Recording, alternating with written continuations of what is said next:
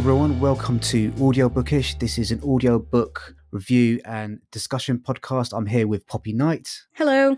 And our guest today is Kelly Urgan. Kelly is a freelance editor and writer based in London.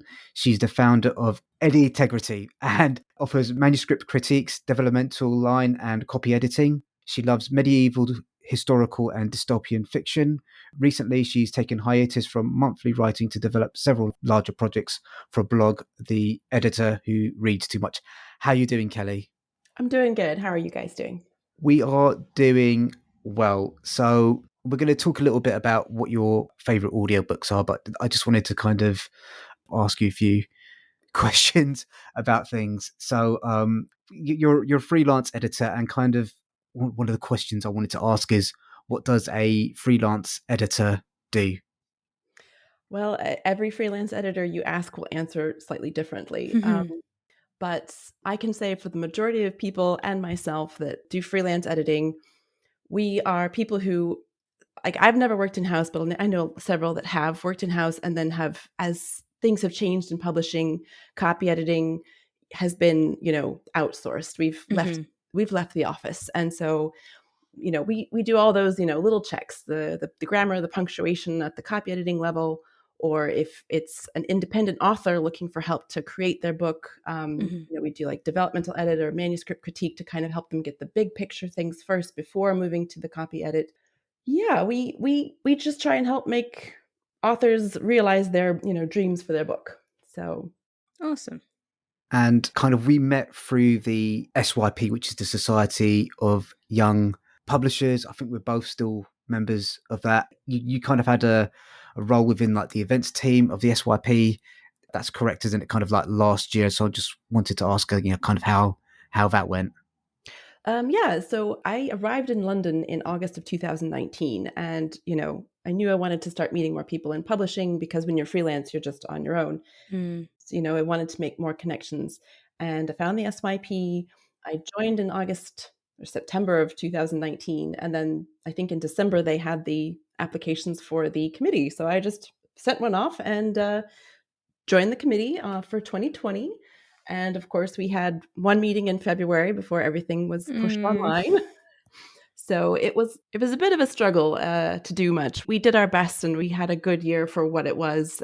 So, but this year I took a step back from the committee. I said, I'll wait till we're back in person, which has been a little bit longer than we all thought, I think. But the SYP has been a wonderful resource for getting to just know people in publishing, getting to know new people, as well as, people who were in the SYP when they started and now they come back and help others. It's been a great place just to, if you're fresh off the boat from anywhere, either, international, or if you've come to London, or actually they have so many different groups now, the Southwest, and they have up in North, they have Scotland.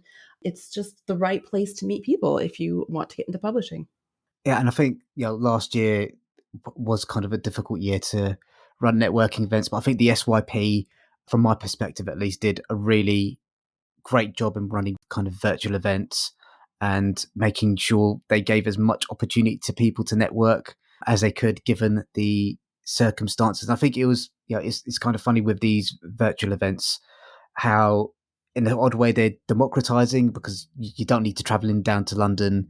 You can just, log on and meet people and stuff like that. And if you kind of suffer from social anxiety like I do, you're not kind of like, your heart doesn't start pounding because you're in a room with crowded lots of people as well. So there were kind of advantages and disadvantages. So Poppy, should we kind of get into asking Kelly about her list of favorite audiobooks? Yeah, no, definitely. So like, what do you like about audiobooks, I guess? What got you into them before we jump into the rankings of the top recommendations? Yeah, what's your relationship with audio? It's kind of it's not a funny story, but it's my audiobook story. So you get scared. So back in the early 2000s, 20 years ago, which is very scary. So I was born and raised in Albuquerque, New Mexico, but I went to university in Oregon, which is just north of California. And that's a 2-day drive, Right. So I remember one summer I was traveling from Oregon to home, and I was in the middle of Utah, in the middle of the desert on a straight highway, and I was not able to stay awake. I was like, this is so bad. So at the first rest stop, I pulled off and I I grabbed a Red Bull and I'm like, this is not going to do it. So I was looking around. I was like, what can I do? What can I do? And there was this, kind of rack in the back of CDs and audiobooks. And I was like, oh gosh, can I handle an audiobook? Because I mean, this was 20 years ago. They weren't a thing then. So I grabbed one and I put it in, and I didn't need the Red Bull. I was hooked. And the book, it was called Self-Made Man, My Year Disguised as a Man by Nora Vincent. And it just opened my world to her, like, journalism, to audiobooks as a medium. It's still my favorite. I still have the CDs. And it was the right book at the right time. So Oh, that's really cool. So is that on your top list then? Yes, that is. Awesome. Yeah, weirdly, I think maybe we might have got into audiobooks at a similar time, but I was not of driving age as in 2000, but similarly kind of like cars and stuff. So my mum put audiobooks on while she was driving and we were in the car. And yeah, that's one of my kind of love of audiobook memories too, is car journeys. Yeah, if you're somewhere and if you're a kid and you're not able to like enjoy the part of driving, like being able to listen to something enjoyable is really nice, I think. So yeah, for sure. Cool. So yeah, let's get into your first pick on your audiobook list. What's it about? Should we listen to it? Well, so I will say that the number one is Self-Made Man by Nora Vincent. It was just, at the time when, I was a young 19, 20-year-old, and I had never thought about what it would be like to be a man. And for this woman to dress as she, because, drag was a thing back then, but, it was usually one direction. So this was a different direction. And I just thought it was enlightening to see how this woman went through different experiences as a man versus, I'll never forget, I won't give anything away, but I won't forget when she had to go into the men's bathroom. And it's just like, oh my gosh, the experiences are so different for men and for women. And now it's, in the US, we had this big thing with kids who are trans not being able to have their own toilets. And it's something that seemed really small to me at the time has now just become so important. And she, in her book, was the first one to introduce me to those kind of ideas. So yeah, I just can't get over how much I really liked that book. Okay, so the concept behind the book is that she dresses as a man for a year. Kind of without going into too many spoilers, what was the driving force behind her decision to do that? I think she was, because she's a journalist, and every woman has had some moment of like, if I were a man, I would not have had this experience. They wouldn't have asked me this question. They wouldn't have treated me this way. And I don't, like I said, I can too easily give away stuff. So I'm being a bit vague just so it doesn't spoil it. She said, this is not acceptable. What's it going to be like from the other side? And yeah, I hope people can still get it. Like, since I have the CD, I just listen to the CD. Okay. It's still available. I don't want to be like, go read this book, and then you can't find it. So yeah, I'm sure it must be. Everything's on Audible these days. So I'm sure it's going to be available there. It's kind of just wanted to pick up on something that you mentioned about, trans bathrooms and stuff like that. One of the things that both myself and Poppy have encountered in some of the books that we've read is some of the lack of sensitivity reading or editing that's going on. So I was just wondering if you've got kind of any experience around that. I know you attend a lot of the ACE conventions. I see you kind of posting about those quite a lot on Twitter. So I was just wondering if you had any experience of kind of like sensitivity reading and that sort of thing. So, I mean, it is every editor's job to flag content that could be harmful, damaging, othering. That's every copy editor should be doing that. And so, some people call it sensitivity reads as a special separate thing. And there's also, authenticity reading, which is, so for example, Crystal Shelley, she does a lot of the webinars about it because she is an Asian American woman. Her family comes from China. And so she has the lived experience of being an Asian American woman who, she can read books. And if you have a character who is an Asian American woman in your story and has interactions with other characters, she can say what this character is saying is not authentic to what our experience is. And she used something like the Chinese words that the character was using. They weren't correct.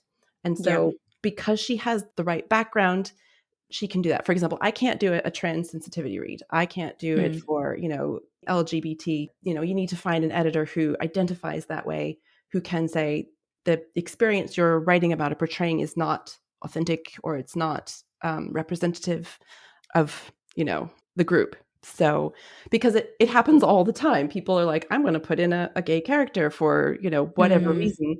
And I've edited books where I've had to say, you need to have somebody else read this who identifies this way, so you're not harming them as a group, and see what they say. And so even after I've done a copy edit, I will still suggest a sensitivity read if I think it's necessary. Yeah, I think it's tricky, I think, because like you don't really want to put like limits on what people feel, the freedom to kind of express themselves in writing about different subjects, but at the same time you do need to kind of be aware of the fact that you shouldn't unnecessarily go out of your way to upset people, is what I'm trying to say. And if going to a sensitivity reader or someone who's suggesting that, I think that's probably something that should be picked up on by a few more writers. I know there's kind of one big example that blew up recently over Twitter, a couple of weeks ago around race and stuff like that. So yeah, I think it's just, it's just good practice at this point. So yeah. And what you're saying about like, intentionally, but it's even those, non-intentional things, because if it's not the circles you're in, the experiences that you've had personally, you kind of can, through no fault of your own, not as like a fault thing, you can not know that something can be, harmful, and that it's based on stereotype rather than experience, and those kind of things. And therefore that's why it's really important for people not to think that they know it all, and that intentions are all that matters, and get that second opinion and stuff like that. So it's really nice to know that people involved in the editing process and the copy editing process like yourself are trying to move that forward and aware of the responsibility that is, I guess. Yeah. I mean, it's 9 times out of 10, I would say my authors just don't know. They just haven't, they haven't thought about it that way. And when I was like, oh, just have you thought about it this way? They're like, no. But also 9 times out of 10, they take my recommendation. So it's about education. No, definitely. Yeah. No, that sounds cool. I also thought with you, the description that you gave of that book, it kind of put me back to thinking of a lot of much, much older texts that I've read, and almost kind of a trope, I guess, of women dressing as men to access certain things, and kind of not in a trans sense, in a sense of that kind of social boundaries and sexism and stuff like that. And the one that sprung to mind, it was Shakespeare uses that loads, doesn't he? And Twelfth Night was, I think, one of the first plays that I got interested in for Shakespeare, because I think there was a like kids retelling version at my school library that I ended up reading, and that sort of introduced me to Shakespeare, I guess. I think I was aware of Romeo and Juliet, but this is the first one that I read. And I guess it's kind of interesting to think of that in that fictional sense, and obviously Shakespearean time sense, but to hear of a real life, more modern instance of that, I think must be really quite interesting. Yeah, it definitely is. And it's funny that you said that, because even though I had read, I had a literature class where I had to read Shakespeare, and Twelfth Night was one of the books, but I wasn't able to make the connections in the class with the literature. I was just like, okay, here's a story, here's some people doing some things. And, like, placed in the modern context, it was like, hey, I understand that story a lot better now because of this other, story I've read. So, oh yeah, cool. What was it that you did at uni? That's funny. I was a geology major at first. Okay. But in the United States, we do university a bit different, where you kind of have to take a breadth of classes. You don't just have your one subject. So I entered as a geology major, but I had to take literature courses. And my first English professor, like, he literally walked me down to what was called a writing center. He's like, you need to be a volunteer here. And basically what the volunteers there did was helped other students with their writing to get, better grammar, better clarity, better, analysis, better, so he was basically telling me what I should do for my job, but I wasn't aware to like connect the dots back then. Wow. In hindsight, it's like, oh, I could have been doing this my whole life if I had just been a little more aware. So, but So after my first year of geology, it was like, I'm interested in this. It's not my passion. And I then switched to English because I'd had some amazing teachers who just Yeah. revolutionized how I looked at it. And so I did end up with a triple degree in English, German, and international relations. So, Fair dues, quite a good mix. Yeah. And it's interesting, isn't it, how sometimes some teachers are just kind of what makes it click mhm, and things like that. And I had, I guess, in some ways, something similar in that throughout my education, I was really interested in literature, in books and stuff, but also in science. I really loved science. But when we get to like 16, mhm, you don't have to do this way, but normally if you go on to college and stuff, you'll kind of narrow it to either 3 or 4 subjects usually. And I kind of thought at that time, okay, I really love my science, I really love learning it, but what do I want to do as a career? Like you were saying about moving to your job, and I kind of knew publishing was what I wanted to do, and therefore, yeah, left those more sciencey things behind and changed direction with how my education was going to go, or like narrowed it, I guess, in that way. But yeah, interesting. Yeah. it's hard to make life decisions at 16, though, isn't It it? is, yeah, definitely. Yeah. Why 16? Anyway, so what's the next book on your list?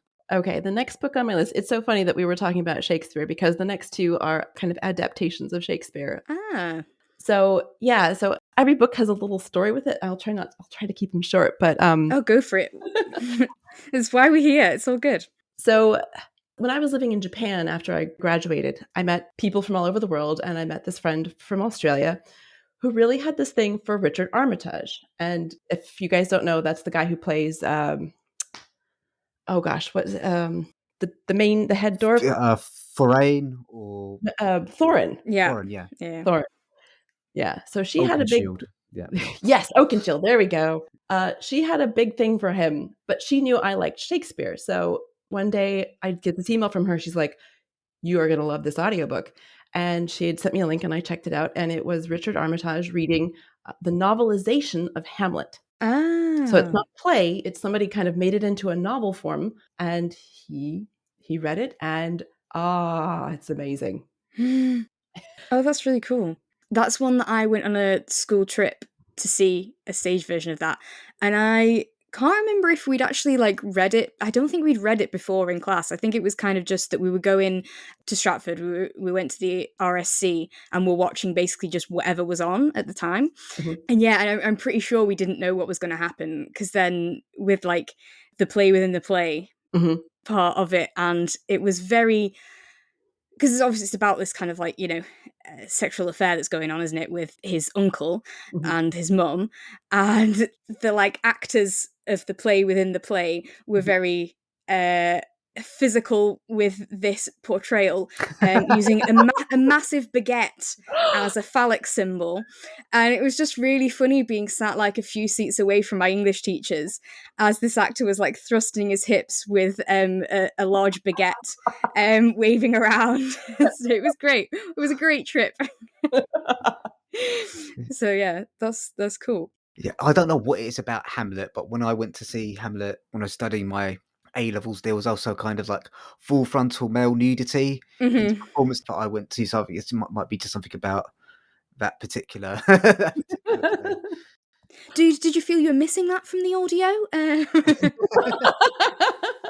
What you're missing from in that sense, you get in other senses, I Yeah, think. Okay, what kind of ways? So I think people who like literature, who like Shakespeare, we Hmm. it takes an effort. You don't just sit down and Mm. understand Shakespeare. I've seen the play in person live, I think close to 12 or 13 times. And I've seen all the movies, but each time I'm like, "Oh, I didn't catch that line before. That means." Right, yeah. Whereas in the audiobook, it's a novel. It's not a play, it's not, it Hmm. doesn't use Shakespeare's language, it's just the story, and it's much more accessible.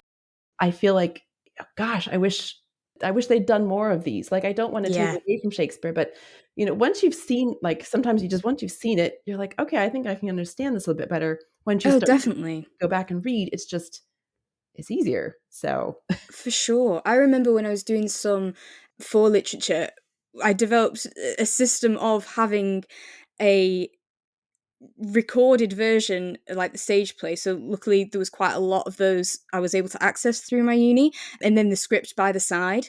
And that was so helpful because even though you could claim, okay, maybe I wasn't reading it, I was more watching it, but you can understand it so much more when you see how someone's interpreted it to put it on stage. And yeah, it really does help that barrier of languagey stuff where you miss things. Yeah. So, I mean, there's two things I want to quickly talk about. Firstly, like Richard Armitage has got a really beautiful speaking voice. He did one of my favorite things of the past couple of years, which is the Wolverine podcast. Those are really good, and he does a superb performance as Wolverine.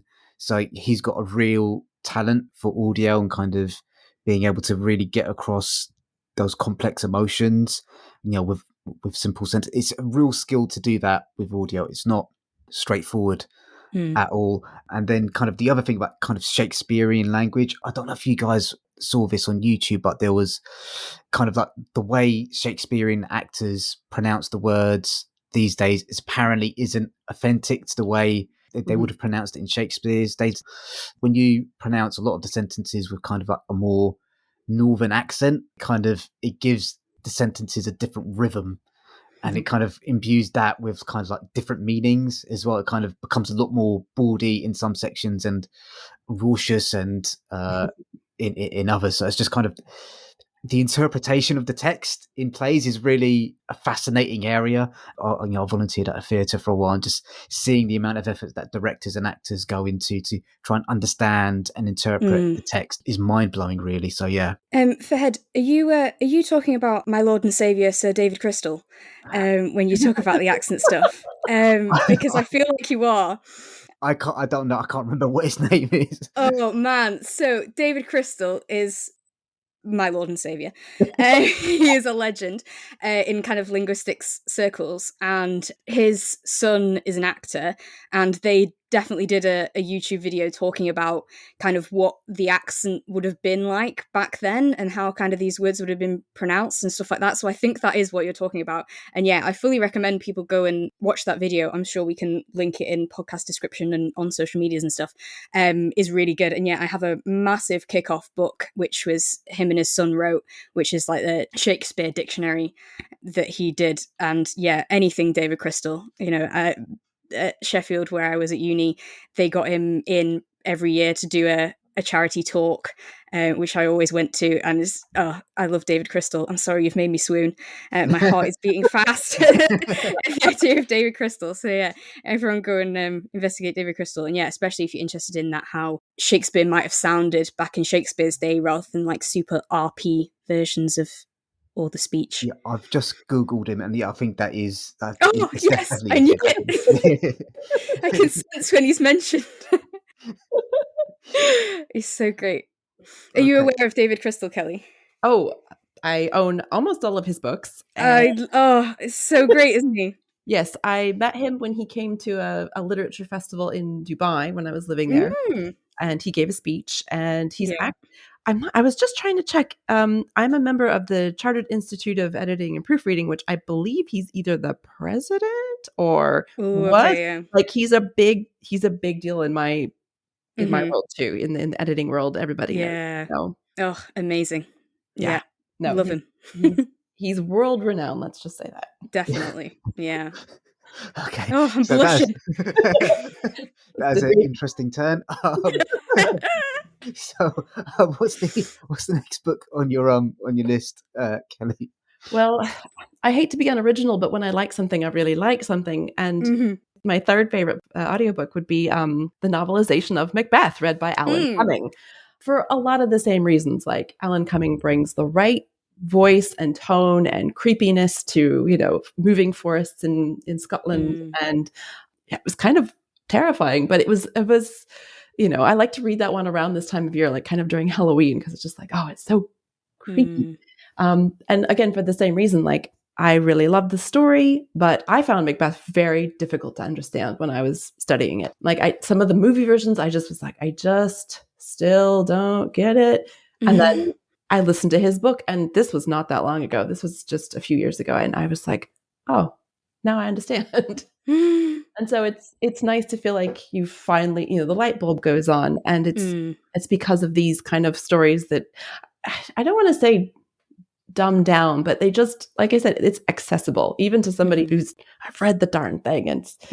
And sometimes when you're at the play, like I love going to the Globe, and you can stand there and listen, and like you'll get a scene or a moment. I'll be like, okay, this one I understand, but I missed the one after it because I was still thinking about the one before it.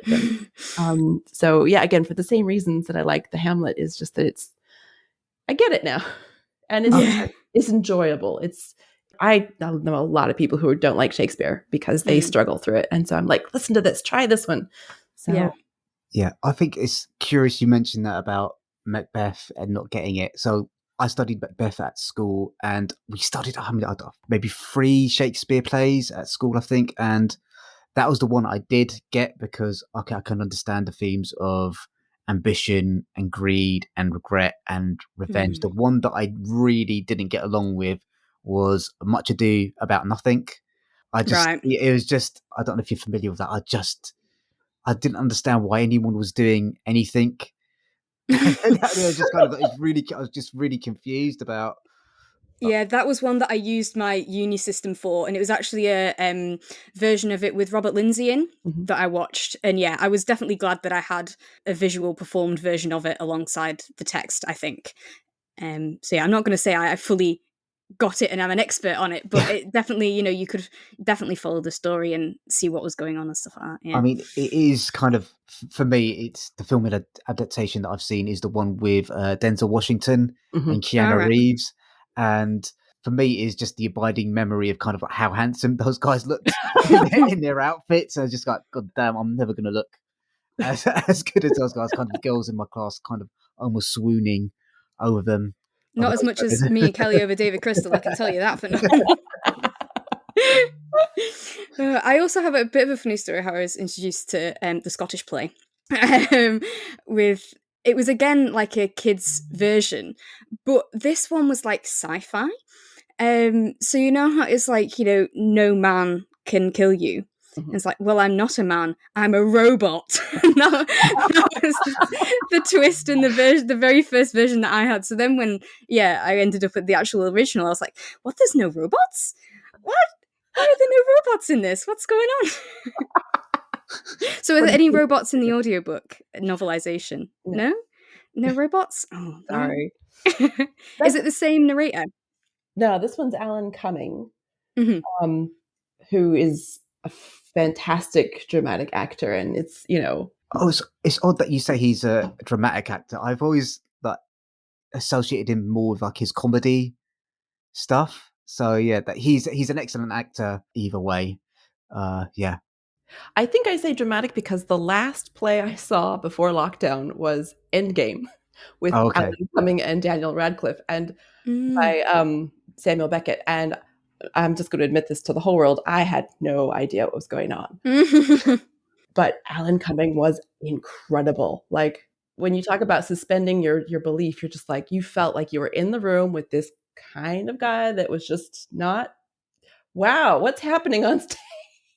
And so it was very dramatic. I loved it. And I think since that's my last impression of him, and it kind of carries over from his Macbeth reading, because I'm not familiar with him so much in the comedy stuff. Yeah. I didn't know who he was until I got to the UK, really. Because sometimes you get audiobooks and you just listen. You don't pay attention to, I'm like, I don't know who the author is. I don't know who the reader is. I'm just reading this book that I really wanted to read. And so now I'm, during lockdown, I started connecting dots. I was like, oh, that's that person. And, oh, they did that too. And, oh, wow. Now, I've got all of Richard Armitage's audiobooks, lined up, queued up, because it's just I love the experience of listening to him. Yeah. Yeah. What's the next book on your list? So I don't know. I'm just not a very original. Number 4 and 5, it's a tie because it's the same book, different readers. Okay. My favorite Harry Potter book is Order of the Phoenix. And so I'm quite partial to the Jim Dale versions because that's what I heard first, the American versions. And I know everybody in the UK is just gasping. They're like, oh, but when you get accustomed to a voice reading a scene, you're just like, this is this is how it is. This is exactly how I imagined it. He's got it perfectly. And then I got to the UK and I tried Stephen Fry and I was like, oh, it's a different experience. Mm. And it sounds funny to say that, but it's kind of like we're talking about the different film versions of things. It's the same thing. It's like, no, this is the same story, but somebody has a different take on it, Yeah. uses different voices, uses different, tones and pauses. And so, yeah, it's a little bit unoriginal, but I love them both. Like Jim Dale gets a little bit higher, probably only because that's the one I knew first. Yeah, I was kind of, when you said that, it made me think about like covers for songs and stuff, and about how sometimes, not always, but sometimes I find that it's about the one that you hear first that you think is better, even if like objectively maybe for everyone, or maybe even objectively for your personal tastes, maybe one would be better than the other, but often just the one that you're used to hearing is the one that you end up liking the most, I find. But yeah, and then also with you saying about them being how it feels like such a different experience, because someone that I was speaking to recently and trying to convert to audiobooks was talking about how one of the reasons they don't like it is because it does inadvertently put an interpretation on it, as opposed to your own reading of the page. It is somebody's interpretation of it, even in just those little things, like you say, of how it's intonated and different voices that they put on and stuff like that. That is part of the format, I guess, isn't it? Yeah. I mean, we had this discussion with the carpet people, didn't we, Poppy? Around, we talked about it a little, where David Tennant's performance in that was really good, but I'd listened to a previous version and I've forgotten the name of the narrator, forgive me, but I preferred some of the choices he made around the accents that he gave to the characters, and how that kind of, for me, made the world of the story seem like a larger, vaster place. So these choices that narrators make about voices and intonation and things like this are really important to how you experience something. So it's not a small thing that you're talking about there, Kelly, and having kind of like a preference for one over the other. And it's a good topic to talk about, because I was just thinking, I was like, there are no women on my list, and huge oversight. And also, like, when the author narrates it themselves, is a very different interpretation, because I feel like everybody's going to have their own experience in a book, whether print, audiobook, Kindle, digital, whatever. But I do like it when an author reads it themselves. Yeah. And always you need to kind of get the right one. Obviously, there are some authors who are going to be amazing writers, but reading it just isn't gonna work. It's kind of interesting now. So I have a job in audiobooks. It's very exciting. Still can't believe it. But I've kind of got a first taste of, just various different things that go into it. And sometimes how just authors are really excited about the audiobook being good, and therefore they want to put a lot of effort into it, whether that is themselves reading it or whether that's them taking a lot of time over who they want to read it, whether that's giving us a lot of information as to the things that are going to be difficult in it, the accents that are in it, the way they want characters played and stuff like that. And then some authors who kind of just forget it exists and don't really care and aren't really that bothered about the format. It's interesting. No, you've got to have somebody behind it who has the passion to get from page one to the final page, who can carry it on. And it's funny because I tell my authors, like, you have to read your book out loud, mostly for yourself in the editing process. Like, you have to stumble over the sentences to find out what's wrong. And so you'd hope that most authors would have at least read their book out loud on their own to hear it before. But then moving that into a studio context, and a lot of writers are not going to want to actually do it. They're going to say, no, get somebody professional to give it that extra finesse, which, we all enjoy it, I think. So it's, yeah. But I mean, people like Stephen Fry, who's done the audiobooks for all of his books. Obviously, as well as being a great writer, is also a great reader. And so that's one example of where it perfectly works for having the author read their own. Definitely. Yeah, then we've also covered examples in the past where there's been like a mix where we've got these full cast audio productions. I'm thinking specifically about his Dark Materials trilogy, where Philip Yeah. Pullman does do the narration, but there is a kind of full cast of actors who do the other voice. And I think it really does depend on the text. There's some texts that can't carry the weight of having a full cast production. There's just not enough there in terms of like dialogue. And it really does depend on like the author as well. And it's kind of interesting what you mentioned there about some authors being really invested in wanting to act a part in the audiobook production.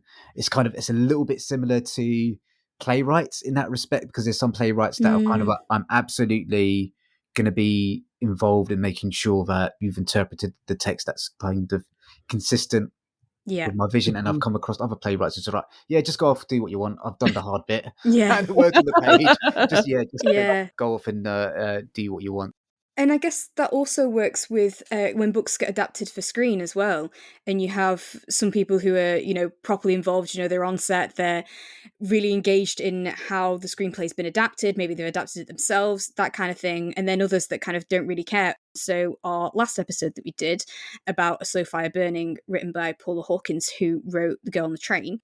But through listening to interviews about her and about A Slow Fire Burning, I found out that for the film, the location had been changed from the UK to America, I think. And Paula's response to that was just, yeah, that's all right, I don't mind. Which, is nice, because like we're talking about, it's people's interpretation, isn't it? That's what the film is. It's an interpretation of this book. It leaves it open that you could have multiple films of different interpretations, some maybe more faithful.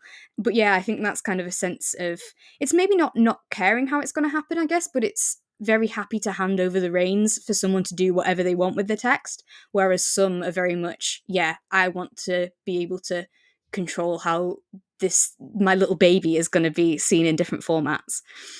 Well, that's something I don't particularly work in with, that's kind of a rights thing, but I do tell my authors, every author wants a movie deal, I always have to say, well, make sure that your agent or your publisher knows what you want and, the level of control that you're interested in, because sometimes it's, even with a book to a publisher, you'd lose a little bit of control. And with, from the publisher to the director, or the, down to the guy painting the wall, it could really be out of your control. So you're going to give yourself a little less stress if you just say, let them interpret it. My book is my book. Let them do what they see fit. And hopefully people like it, but people are opinionated about these things. And sometimes it's like, just let it go, guys. It's not the same. Let it be different. Enjoy it for the difference. Yeah. I think we're getting a little bit inside baseball with some of this industry chat, but I was at a networking event, and audio rights is such a big thing now these days. And there was, I can't even mention the names, but there was one person that was trying to acquire this book, and the company that they work for has kind of got like a 360 rights thing. So they want to acquire the rights for the book, the rights for the audio, rights for the film, and all that sort of thing. And they couldn't go ahead with the purchase of the rights because Amazon had come in and offered a stupid amount of money for the rights to the audiobook. So they just couldn't kind of like go ahead with the text. So it's kind of like, it's interesting how these rights issues mean that certain things are going to be published somewhere rather than somewhere else, and all these sorts of things as well. That's really interesting. Wow. Just when someone comes in with a lot of money, and what happens at that point. Yeah.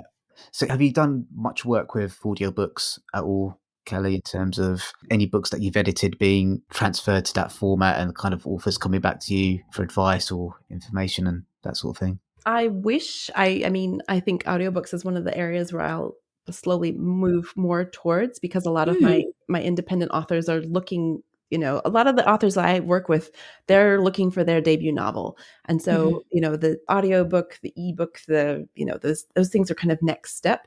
But it's also like, publishing is scary, and there's a lot of handholding just to get the first book published. And so, most of the time, because I don't say I offer it, I don't get asked about it, but I know there are some editors who have a little bit more experience with it, and they're more able to help them. And I'm like, oh, this could be a fun direction to go into, because there is a niche where, a lot of authors publish themselves, via Kindle, or, at some point they're going to start wanting to publish themselves on an audiobook. It's not very common. Yeah, it was interesting. We actually interviewed an author called Samantha Hunter, who published an audiobook as like a children's title. So sort of what would normally be a picture book, but not actually with an accompanying print version. It was just the audio, and that was really cool. And yeah, she'd gone through the whole self-publishing process and things like that. And yeah, it's really interesting, and how there are like studios that are kind of targeted to helping people make their own book into an audiobook, kind of, bypassing some of the bigger houses, I guess, for people that are going about self-publishing but have no idea how they would do an audiobook themselves. The studios and producers and stuff that advertise, we can take your book from start to finish, and even help with casting and stuff. Sometimes they have like people on their books that are narrators and stuff like that. It's interesting how there's different avenues to it. It's not all about, I guess, a big house that does everything themselves loving your book and acquiring it. There's all this amazing world of self-publishing things that's around. It is. But I think the reason that it's a lot of independent authors haven't gone that step is because it's a big step. Like, navigating just, okay, what do I do? Like, most of the authors, I'm like, hand me their book, and they're like, what next? I'm like, oh, you're kidding me, right? So, no. Okay, let's get a book designer, let's get a formatter, let's get a cover designer, let's get, do you have any kind of marketing? There's a huge learning curve for a lot of these authors. But I think, audiobooks I should be helping them find their way more towards audiobooks. Yeah. That's cool. So do you kind of take on a lot more of that sort of, I guess, kind of agentiness in a way of helping with the whole publishing process, as well as, all the important editing, copy editing, developmental editing sort of stuff?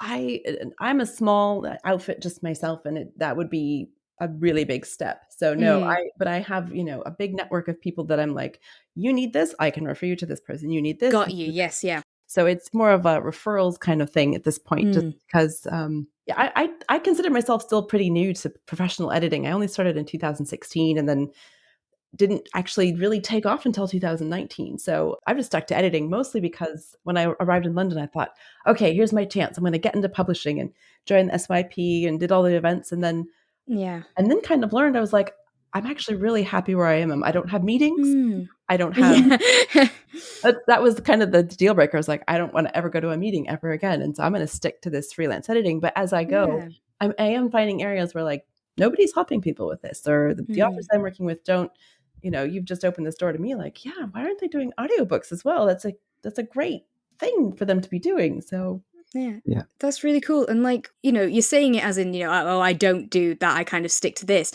but it's that being a point of knowledge that you can direct people to places is a massive thing. And I guess it might not feel like so much work on your end, but I can certainly imagine that it makes a huge difference to the people you're giving that advice to. Yeah, it's a labyrinth to get through. Yeah. So kind of one of the questions I was going to actually ask you, and I think it's a good point to actually just ask it now.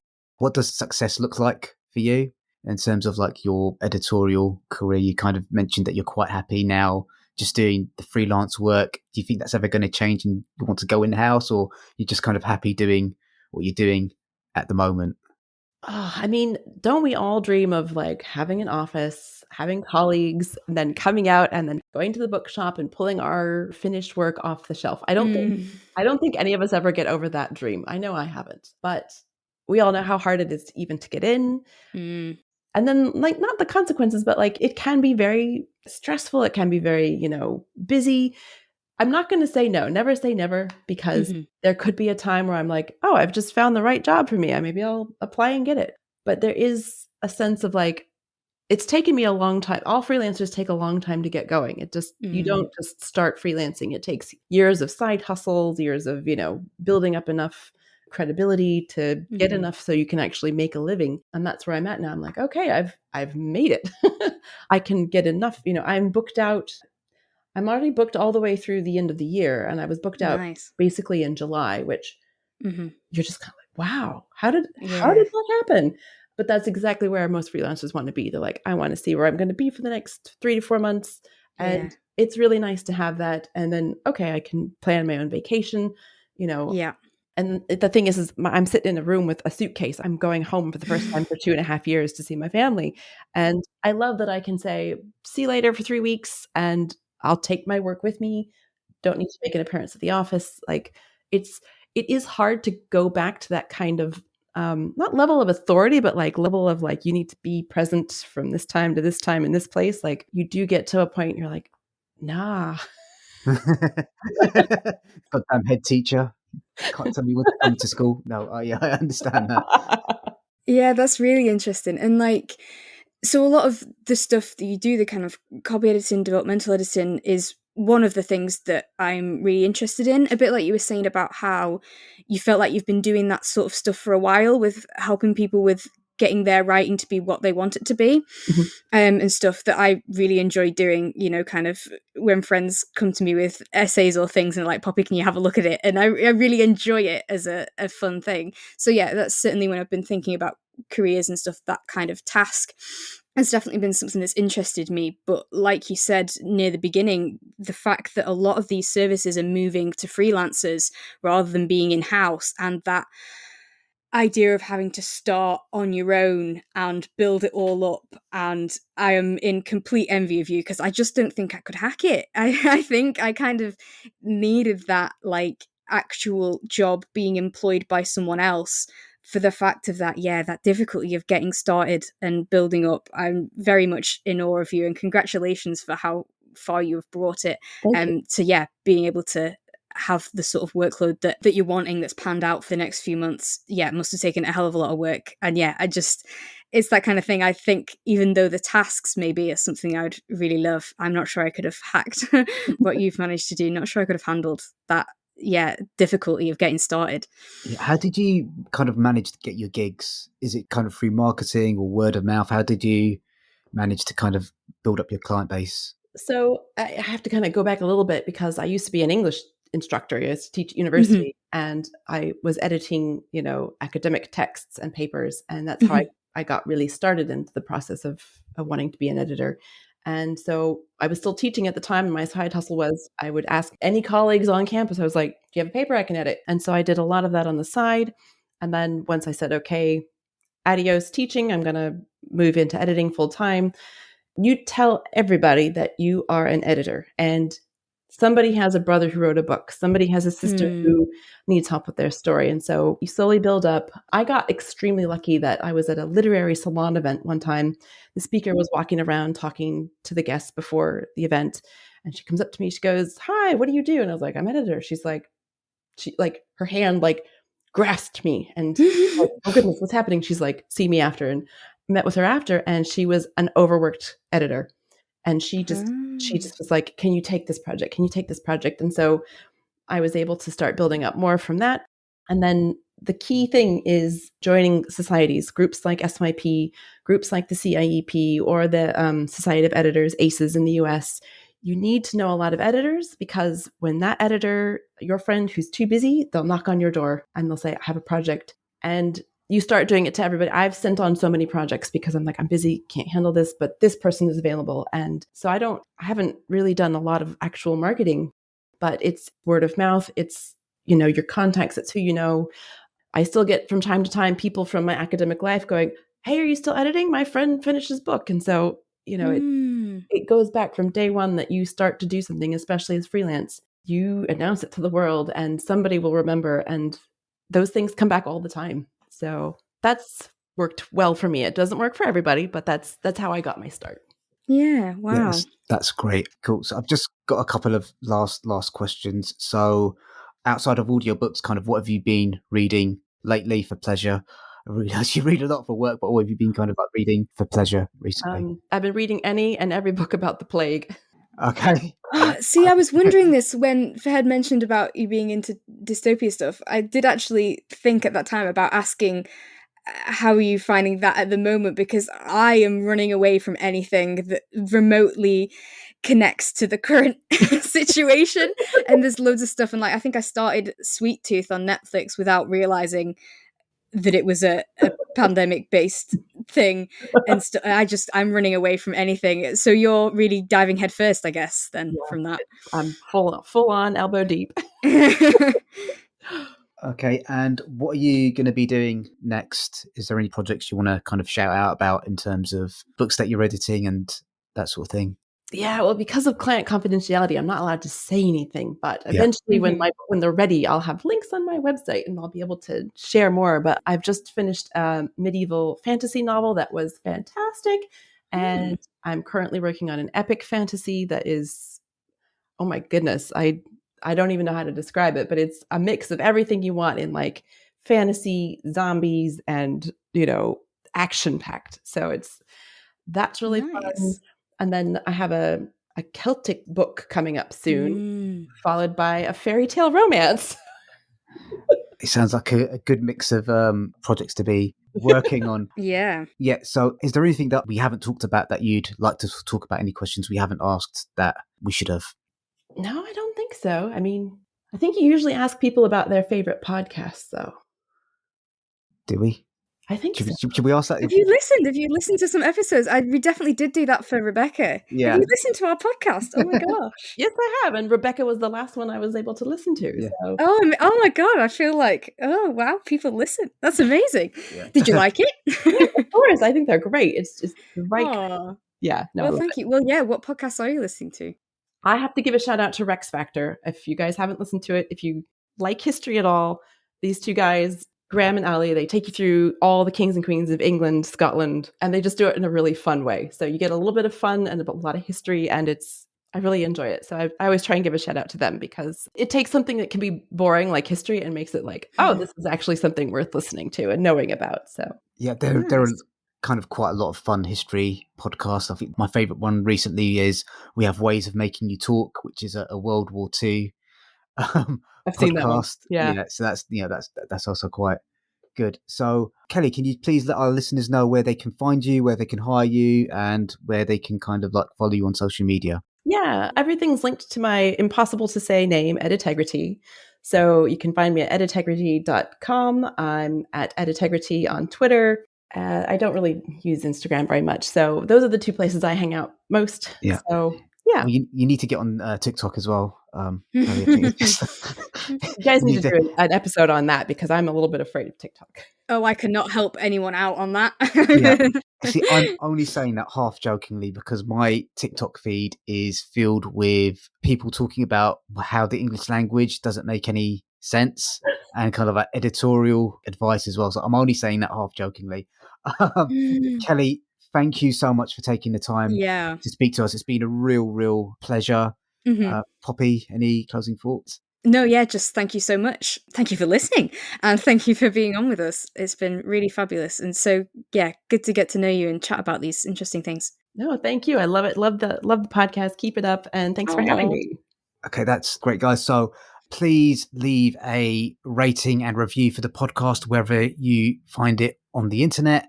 Please, if you can throw some money into the tip jar that comes along in every episode description, that'll really help us out as well. Poppy, what book are we doing next? Is it going to be Small by Claire Lynch? Yes, I believe so. Okay, so watch out for that episode as well. Okay, guys, thank you so much. Let's say bye. Thank you, bye.